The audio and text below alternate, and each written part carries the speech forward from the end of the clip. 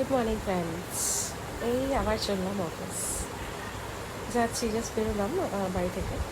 বেরিয়ে রিক্সা ধরে ফার্স্টে পার্কে যাব।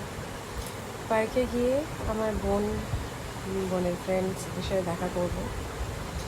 দেখা করে বোনের থেকে টিফিনটা নিয়ে অফিস পৌঁছালাম। এই অফিস পৌঁছালাম ল্যাংড়া পা নিয়ে।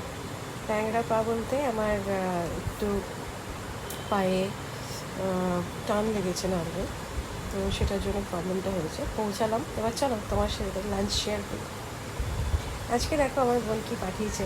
আমার বোন আজকে পাঠিয়েছে স্যালাড, চিকেন কষা আর লাল শাক।